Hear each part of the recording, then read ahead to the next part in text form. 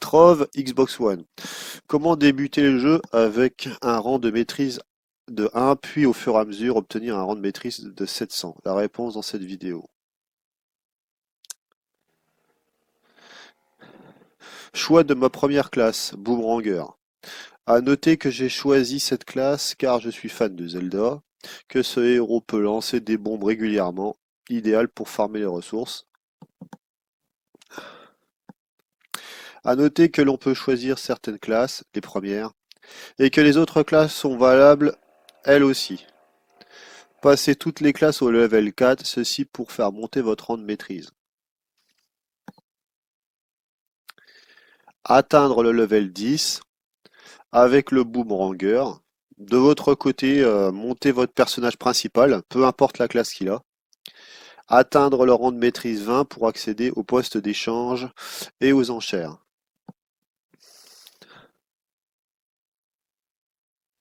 À noter que si vous avez un ami qui joue à Trove, il peut vous faire monter très rapidement au rang de pouvoir 15 000 environ. En effet, au rang de maîtrise 20, un autre joueur peut vous donner ou vendre du stellaire. 5-6. Monter son personnage principal au level 20.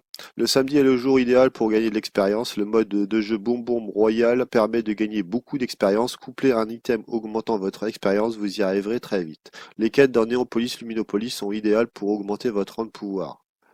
7. Débloquer au fur et à mesure les autres classes. Pour cela, vous devrez avoir des cœurs du chaos. Une manière rapide d'en obtenir est de recycler vos alliés et montures que vous obtiendrez dans les coffres du chaos. À vous de voir, mais c'est pour moi une solution la plus rapide.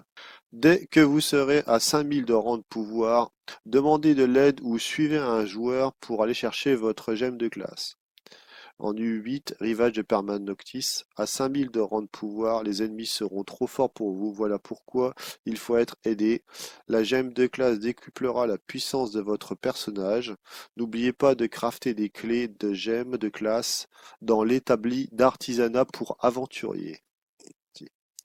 Ceci est optionnel, mais il est intéressant d'avoir son propre club. Le monde de coffre qui coûte 5000 flux est largement suffisant. 9.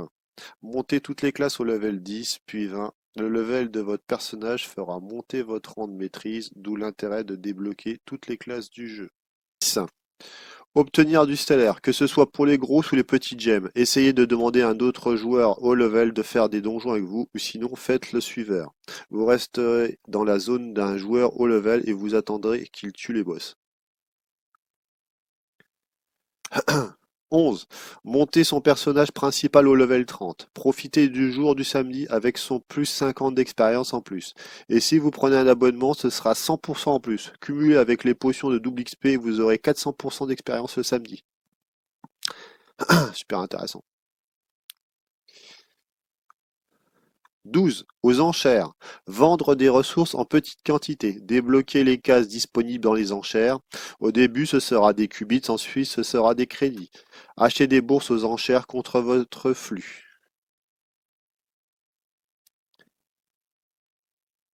Très important ça. Attention, tout ce que j'écris maintenant peut se faire dans l'ordre que vous voulez. Achetez des packs dans la boutique grâce aux bourses. Achetez les grimoires dans la boutique. Pas besoin d'euros pour acheter. Échangez vos flux contre des bourses de crédit aux enchères. Achetez ensuite dans la boutique des passes abonnés de 15 jours pour 850 crédits. Le mardi est très important pour les ressources car grâce aux passes abonnés, on en obtient davantage. Il n'y a pas besoin d'argent. Si vous jouez très peu à Trove, le pass abonné ne vous servira à rien. En effet, c'est intéressant quand on joue beaucoup à Trove, au moins 2-3 heures par jour minimum. Le mercredi est un jour très important car vous pouvez obtenir entre 3 et 6 gemmes lustrées. Elles permettent d'augmenter indirectement la qualité et le focus de vos gemmes stellaires cosmiques. Placez toutes vos gemmes sur votre personnage principal. J'ai pris le Prédatombe et je l'ai monté au level 30. C'est devenu mon personnage préféré. Toutes les semaines, j'essaie de gagner les concours. En effet, on ne peut gagner des cassettes de gemmes, les grosses. Il faut que vous regardiez votre classement mondial. Enfin, ça dépend si vous êtes P sur PS4 ou Xbox. J'augmente le niveau de mes gemmes, les grosses et les petites, au fur et à mesure des semaines. Je regarde dans le classement et j'essaie d'obtenir toutes les récompenses qui augmentent le niveau de mes gemmes. Trèfle à 4 feuilles, au petit bug lapis et 9e vie. Il y a 25 niveaux à faire monter par gemme.